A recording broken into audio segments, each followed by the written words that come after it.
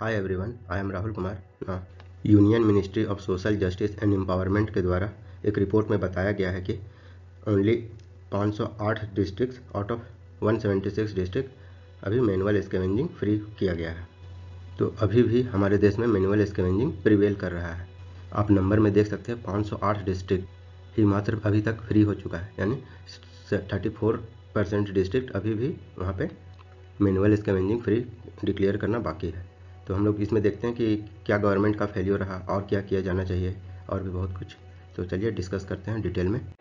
उससे पहले question try करते हैं जो यूपीएससी 2016 में पूछा गया है। राष्ट्रीय ग्रामीणिका अभियान is a national campaign to, तो इसका आंसर आप कमेंट सेशन में दीजिए। चलिए हम लोग टॉपिक को शुरू करते हैं।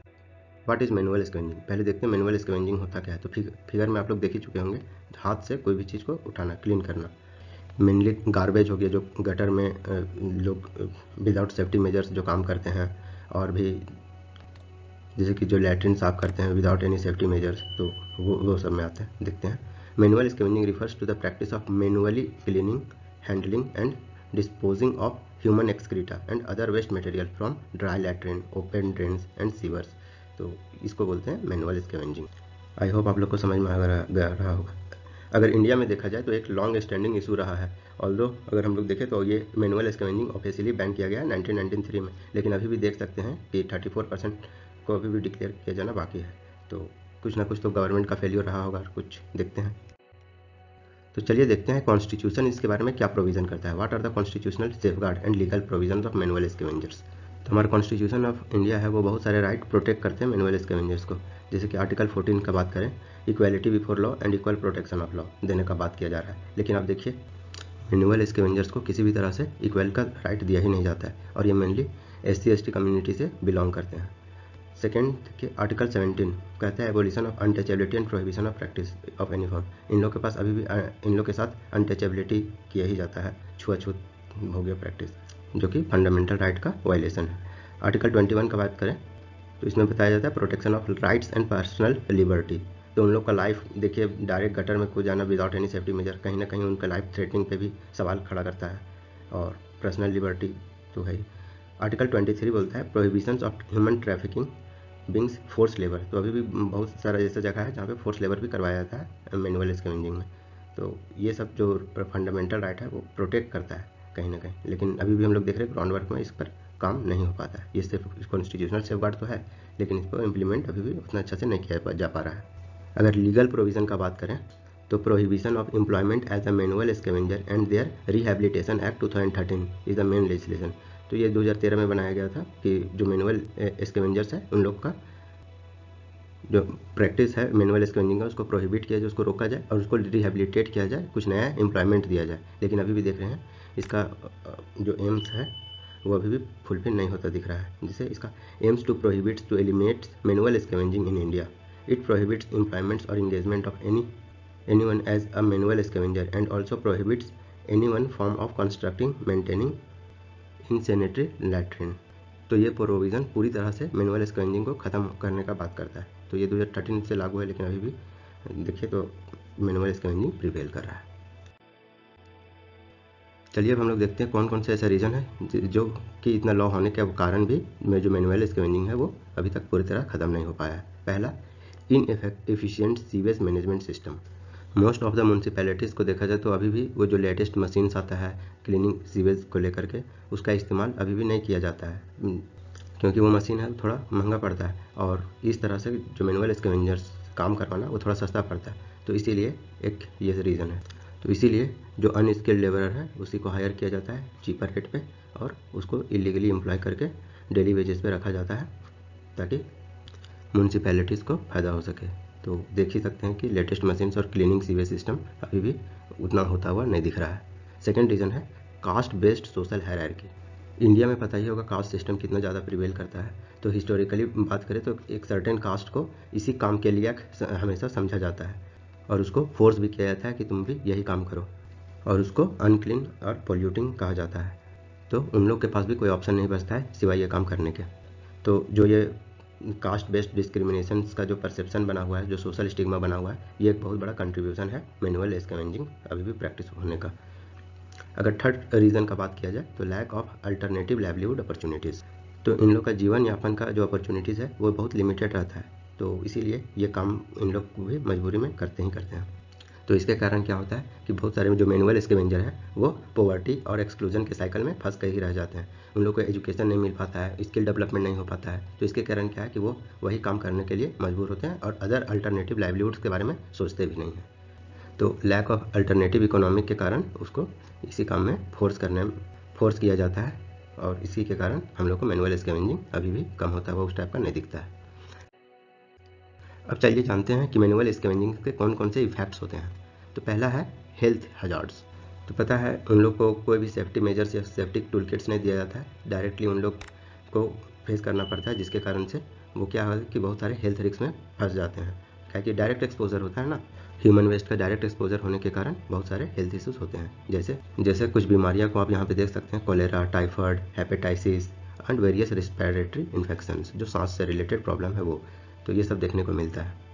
आगे absence of protective gear and poor sanitation condition further exaggerate health hazard. क्या कि उन लोग को प्रोटेक्टिव जो गियर्स होता है वो नहीं मिल पाता है, जिसके कारण मैनुअल स्कैवेंजर में हायर इंसिडेंट्स ऑफ इलनेस को देखने को मिलता है और प्री मेच्योर डेथ, मतलब कि उम्र से पहले ही डेथ हो जाना।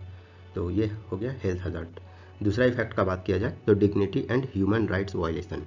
इन लोग को बहुत ख़राब इन्वायरमेंट में काम करना पड़ता है, इन ह्यूमन कंडीशन में इन लोग वर्क करते हैं, और इन लोग हाथों से जो ह्यूमन वेस्ट है उसको क्लीन करते हैं, और इन लोग को जो बेसिक फैसिलिटी है वो भी नहीं मिल पाता है। बेसिक सैनिटेशन फैसिलिटी करने का मतलब मास्क हो गया, हैंड ग्लव्स हो गया, शूज़ हो गया और कोट हो गया, ये सब नहीं मिल पाता है, जिसके कारण उन लोग को डायरेक्ट एक्सपोज होना पड़ता है। और इस तरह का ऑक्यूपेशन और भी सोशल स्टिग्मा, डिस्क्रिमिनेशन और मार्जिनलाइजेशन ऑफ अफेक्टेड कम्युनिटी और भी ज़्यादा बढ़ावा देता है, और इसी के कारण कास्ट बेस्ड डिस्क्रिमिनेशन भी देखने को मिलता है, और कास्ट के बेसिस पे ऑपरेस और सप्रेस किया जाता है। तो यहाँ पे साफ साफ ह्यूमन राइट का वायलेशन देखने को मिल रहा होगा। थर्ड रीज़न का बात किया जाए तो psychological and emotional trauma. Psychological और इमोशनल ट्रामा से भी बहुत सारे मैनुअल स्कैवेंजर को गुजरना पड़ता है, जैसे कि कॉन्स्टेंट एक्सपोजर ऑफ हेल्थ हो गया, indignity of work, discrimination they face to take toll on their mental wellbeing. Manual scavenger often experience feelings of shame, low self esteem, depression leading to long term psychological trauma. तो shameness महसूस होना, लो self steam महसूस होना, depression, ये सब देखने को मिलता है। अब चलिए बात करते हैं गवर्नमेंट इनिशिएटिव की और सुप्रीम कोर्ट का क्या क्या डायरेक्शन है ये मैनुअल स्कैवेंजिंग को कर्व करने को लेकर के। तो देखते हैं सुप्रीम कोर्ट का direction. In 2014 supreme court order to made mandatory for the government to identify all these who had died in sewage works since 1993 to provide 10 lakh rupees each for compensation for their families। कहने का मतलब हम लोग को पता ही है जो legal provision बना है 1993 में, उसके बाद अगर कोई भी जगह डेथ होता है किसी भी मैनुअल स्कैवेंजर काम करते हुए, तो उसको 10 लाख रुपीज़ को कंपनसेट किया जाएगा। सेकेंड, रिहेबिलिटेशन एफर्ट्स, मतलब उन लोग को सब्सिडी प्रोवाइड करना, कुछ पैसे प्रोवाइड करना, जैसे कि यहाँ पे देख सकते हैं approximately 58,000 manual scavenger have been identified and given one time cash payment 40,000 each. लगभग 58,000 मैनुअल स्कैवेंजर को 40,000 रुपये दिया गया है आइडेंटिफाई करके, और लगभग 22,000 जो मैनुअल स्कैवेंजर्स हैं उन लोग को स्किल ट्रेनिंग प्रोग्राम से भी जोड़ा गया है। और भी देखा जाए तो बहुत सारे सब्सिडीज़ और लोन अवेलेबल करवाया जा रहा है ताकि उन लोग कुछ छोटा मोटा अपना बिजनेस स्टार्ट कर सके, ताकि जो मैनुअल स्कैवेंजिंग हो वो एलिमिनेट हो सके और जो मैनुअल स्कैवेंजिंग से होने वाला डेथ हो वो ख़त्म हो सके। थर्ड में आप देख सकते हैं मर्जर विथ नमस्ते स्कीम। तो नमस्ते स्कीम किससे रिलेटेड है, ये यूपीएससी में पूछा जा सकता है, तो थोड़ा ध्यान में रखिएगा। तो ये जो रिहेबिलेशन ऑफ मैनुअल स्कैवेंजर्स का जो प्रोविज़न है उसको मर्ज कर दिया गया है नमस्ते स्कीम में, और नमस्ते स्कीम के तहत जो 100% जो सीवर वर्क करवाया जाएगा वो मशीन्स के थ्रू करवाया जाएगा। फाइनेंशियल ईयर 2023-24 का बात किया जाए तो इसमें 100 करोड़ का आपका बजट का एलोकेट किया गया है ताकि जो सीवर वर्क है वो मशीन से किया जा सके। NAMASTE schemes necessitate the identification of profiling of all septic tank sewer workers, provision for occupational training and safety equipment and enrolment of health insurance under Ayushman Bharat. इसमें आइडेंटिफाई करना जितने भी सेप्टिक टैंक या सीवर है, provision for occupational training provide करना, safety equipment provide करना, और आयुष्मान भारत के तहत उन लोग को हेल्थ इंश्योरेंस भी प्रोवाइड करना ताकि मैनुअल स्कैवेंजर को कर्व किया जाए। अगर अदर रिलेटेड इनिशिएटिव्स का बात किया जाए तो आप यहाँ पे कुछ और देख सकते हैं, सफाई मित्रा सुरक्षा चैलेंज, स्वच्छ भारत अभियान ऐप, राष्ट्रीय ग्रामिका अभियान, नेशनल कमीशन फॉर सफाई कर्मचारी। तो ये कुछ अनदर रिलेटेड इनिशिएटिव हो गए। चलिए हम लोग देखते हैं वे फॉरवर्ड क्या और किया जाना चाहिए। पहला है टेक्नोलॉजी ड्रिवन सॉल्यूशन, ज़्यादा से ज़्यादा टेक्नोलॉजी का इस्तेमाल किया जाना चाहिए, डेवलप किया जाना चाहिए इनोवेटिव टूल मशीनरीज को, ताकि रिप्लेस किया जा सके मैनुअल स्कैवेंजर्स को, मैनुअल स्कैवेंजिंग टास्क को। जैसे एग्जांपल में आप देख सकते हैं ऑटोमेटेड सीवर क्लीनिंग रोबोट्स का इस्तेमाल किया जा रहा है, ताकि वो सेप्टिक टैंक में अंदर जा कर के खुद से वो साफ़ करे। तो इससे क्या होगा, जो ह्यूमन इंटरवेंशन हो वो कम से कम होगा हजारस इन्वायरमेंट में। कहने का मतलब अगर रोबोट्स ही काम करेंगे तो फिर आदमी क्यों जाएगा। लेकिन पता ही है ये सबसे बड़ा है कि इसमें पैसा ज़्यादा लगता है, टेक्नोलॉजी महंगा है ये। दूसरा बात किया जाए promote entrepreneurship and skill development. उन लोग में एंटरप्रेन्योरशिप का भावना और स्किल डेवलपमेंट और ज़्यादा बढ़ाया जाए, ताकि वो अदर अल्टरनेटिव लाइवलीहुड्स की ओर स्विच कर सके। जैसे कि गवर्नमेंट और NGO नॉन गवर्नमेंट ऑर्गेनाइजेशन दोनों को प्रोवाइड करना चाहिए वोकेशनल ट्रेनिंग। जैसे कि प्लम्बिंग का बात किया जाए, इलेक्ट्रिकल वर्क का बात किया जाए, कंप्यूटर लिटरेसी, एंटरप्रेन्योरशिप। तो ये सब हेल्प कर सकता है मैनुअल स्कैवेंजर्स को कि वो उन लोग एक डिग्निफाइड लाइफ जी सके और डिग्निफाइड वर्क कर सके। थर्ड बात किया जाए sanitation infrastructure upgrades. Sanitation infrastructure में ज़्यादा से ज़्यादा इन्वेस्टमेंट करना, जैसे कि construction of modern toilets, sewage treatment plants, effective waste management system. तो इस तरह के अपग्रेडेशन जो मैनुअल स्कैवेंजिंग का डिमांड है वो रिड्यूस हो सकता है और एक सेफर अल्टरनेटिव भी प्रोवाइड किया जा सकता है। तो आपको अगर ये वीडियो अच्छा लगा हो तो लाइक करें, सब्सक्राइब करें और शेयर करें। और अगर आप इसका PDF दे पाना चाहते हैं तो डिस्क्रिप्शन बॉक्स में जाकर डाउनलोड कर सकते हैं। Thank you.